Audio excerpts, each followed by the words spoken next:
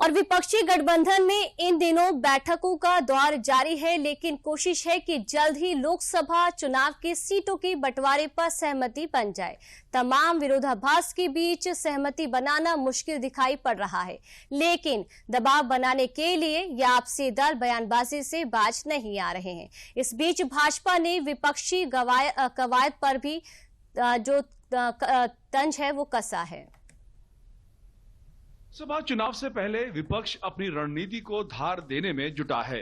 इसी क्रम में महाराष्ट्र में इंडी गठबंधन ने सीट बंटवारे को लेकर संभावित फॉर्मूला तय कर लिया है। इंडी गठबंधन के 4 दल महाराष्ट्र में लोकसभा चुनाव के दौरान मैदान में उतरने वाले हैं।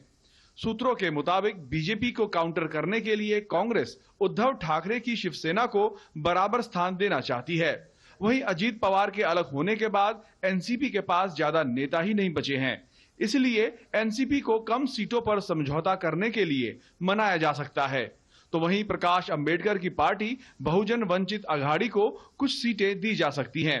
हालांकि भाजपा का मानना है कि महाअघाड़ी गठबंधन के नेता एक दूसरे पर भरोसा नहीं करते। ये एनडीए में ऐसा कोई प्रॉब्लम नहीं है। हमारा फेविकॉल का मजबूत जोड़ है, इसका कुछ टूटेगा नहीं और इसमें कुछ तकलीफ होगी नहीं।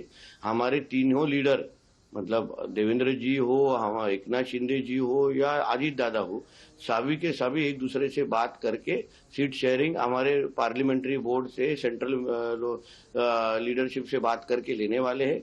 एमबीए ये टूटी हुई दुकान है, एक दूसरे के ऊपर उनको विश्वास नहीं है, इसलिए तो इस तरफ मिलिंद देवरा खुद बोल रहे हैं, उधर वो संजय राजाराम राउत अपना सीट डिक्लेयर करते हुए अकोला का सीट डिक्लेयर कर दिया, साउथ मुंबई का सीट डिक्लेयर कर दिया।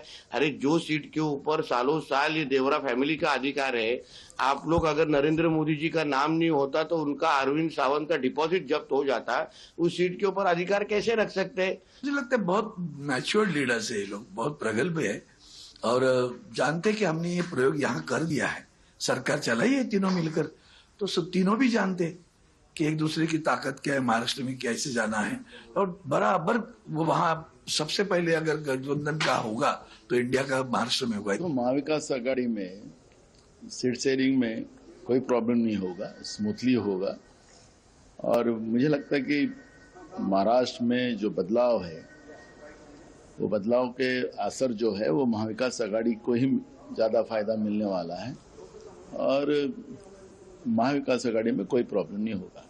भाजपा शुरू से ही इंडी गठबंधन को स्वार्थों का गठबंधन बताती रही है, तो वहीं कांग्रेस के राष्ट्रीय अध्यक्ष मल्लिकार्जुन खड़गे ने कहा कि सीट शेयरिंग अपने अपने क्षेत्र में की जा रही है और इसे जल्दी से जल्दी निपटा लिया जाएगा। ये स्वार्थों का गठबंधन है। मैं बार बार कहता हूं कि जब गठबंधन नीतियों के आधार पर नहीं हो तो कांग्रेस का खिलाफ कौन किया आज तक और आज कौन कर रहा है इंडी गठबंधन में? उत्तर प्रदेश में समाजवादी, बिहार में जदयू, जहां पंजाब और दिल्ली में केजरीवाल, बंगाल में ममता बनर्जी, तो ये आपसी स्वार्थों का फूट है। कोशिश कर रहे सब मिलके काम करें और जो इंडिया अलायंस की जो एकता है वो बरकरार रखे और सभी नेता एक वॉइस में बात करें और एक दूसरों के खिलाफ बात करने में कोई फायदा नहीं है। तो मेरा यही सबसे विनती है, जैसा हम एकजुट होकर काम करते आए हैं, आइंदा भी काम करना जरूरी है और वो काम कर रहे हैं। इधर यूपी में इंडी गठबंधन में सीटों के बंटवारे पर तकरार बरकरार है।